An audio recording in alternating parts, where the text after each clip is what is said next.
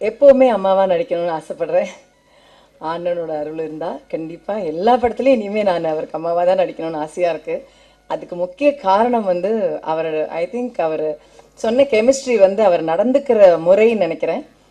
அந்த நடந்துக்கிற முறையால் உண்மையாகவே ஒரு மகன் கிட்ட இருக்கிற ஒரு பாசம் வந்து நிறைய உணர முடியும். ரொம்ப ஒரு மரியாதையோட ரொம்ப பாசத்தோட பழகக்கூடிய ஒரு மனிதர். அதனால் நம்மளுக்கு உண்மையாகவே ஒரு சொந்தக்காரர் ஒரு ஆசையாக இருக்கும் அவரோட பழகணுன்ட்டு. ஸோ கண்டிப்பாக எல்லா படத்துலையும் நான் தான் அம்மாவாக நடிக்கணும்னு ஆண்டவனை வேண்டி கேட்டுக்கிறேன். ஓகே ஓகே மாதிரி இதுவும் பெரிய வெற்றி அடையணும், அதான் என்னுடைய ஆசை. அப்புறம் அவருடைய டான்ஸை பற்றி எல்லாரும் பேசினாங்க. என்னை பொறுத்த மட்டும் டான்ஸும் சரி ஆக்டிங்கும் சரி அவருடைய டெடிகேஷன் தான் முக்கிய காரணம்னு சொல்லுவேன். ஒரு இப்போ நம்ம ஒருத்தர் வேலை செய்யும்போது அவங்கள பார்த்தா தெரிஞ்சு போயிடும் அவங்க எப்படி வேலை செய்கிறாங்கன்னு. கடுமையான ஒரு அதாவது உழைப்பு இருக்கிறத வெளியே காமிச்சிக்க மாட்டார். ரொம்ப ஈஸியாக கேஷுவலாக இருக்கிற மாதிரி தான் இருக்கும் அவரை பார்த்தா. ஆனால் நல்ல கான்சன்ட்ரேஷன் இருக்குது, நல்லா செய்யணுங்கிற ஆசை இருக்குது. அந்த ஆசையும் அந்த டெடிகேஷனும் தான் கண்டிப்பாக அவர் நடிக்கிறதுக்கும் டான்ஸ் ஆடுறதுக்கும் காரணம். அது 100%. So I really wish you all the best.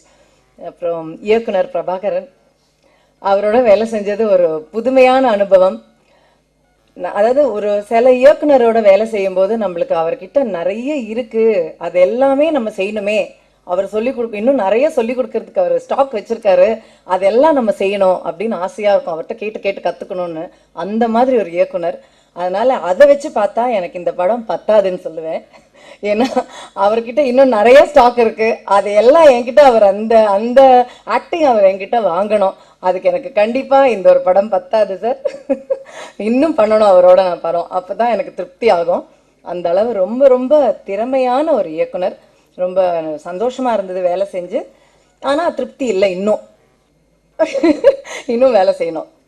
அப்புறம் பாலசுப்ரமணியம் சார் ஒரு அருமையான ரொம்ப அருமையான ஒரு ஃபோட்டோகிராஃபர். ஐ மீன் பியூட்டிஃபுல் ஒர்க்.